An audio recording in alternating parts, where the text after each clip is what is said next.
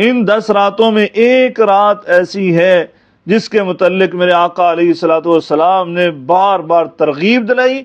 اور اسی کے لیے میرے آقا کمر بستہ ہوا کرتے تھے، احیا لیلہ کیا کرتے تھے، ایقظ اہلہ کیا کرتے تھے، یعنی اپنے گھر والوں کو جگایا کرتے تھے، خود بھی آپ یعنی عبادت کیا کرتے تھے، صرف اسی کے لیے، وہ رات جس کے متعلق اللہ تعالیٰ نے اس کی عظمت کو بیان کرنے کے لیے پوری ایک سورت قرآن میں نازل فرما دی۔ کسی وقت کے لیے پوری سورت نازل نہیں ہوئی ہے، لیکن یہ وقت رات کے حوالے سے اللہ تعالیٰ نے پوری سورت نازل فرمائی، اور اس کے متعلق پھر کہا انا انزلناہ فی لیلۃ القدر وما ادراک ما لیلۃ القدر۔ اللہ تعالیٰ خود کہتے ہیں وما ادراک، آپ کو کیا پتہ؟ جب اللہ کہتا ہے کہ آپ کو پتہ ہی نہیں ہے کہ وہ لیلۃ القدر کی عظمت کیا ہے، اس کی فضیلت کیا ہے، تو ہمیں اندازہ ہونا چاہیے کہ اللہ تعالیٰ نے یہ کیا کہا کہ ہمیں علم ہی نہیں ہو سکتا ہے، ادراک ہی نہیں ہو سکتا۔ اس میں سے ایک چیز اللہ نے بیان کر دی، کہا لیلۃ القدر خیر من الف شہر۔ یہ ایک چیز بیان کی ہے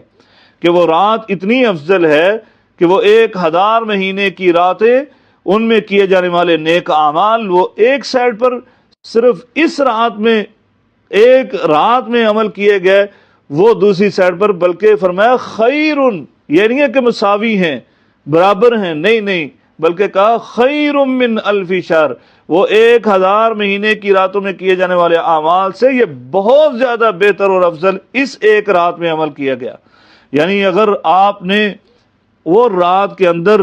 ایک نفل پڑھ لیا تو وہ 83 برس کی عبادت سے افضل، اگر آپ نے اس ایک رات میں ایک آیت قرآن کی پڑھ لی وہ 83 برس کی عبادت سے افضل، اگر آپ نے اس ایک رات میں 1 دینار یا 1 روپیہ خرچ کر دیا وہ 83 برس کی راتوں میں خرچ کیے جانے والے ہزاروں دیناروں اور ہزاروں روپے سے بہتر اور افضل،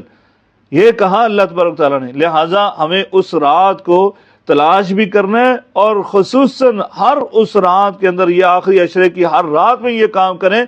کہ ہر رات میں کچھ نہ کچھ نیکی کے کام کرنے ہیں، یعنی نوافل بھی پڑھنے ہیں، قرآن کو بھی پڑھنا ہے، صدقہ و خیرات بھی کرنا ہے، یعنی یہ سارے ہم نے کام کرنے ہیں۔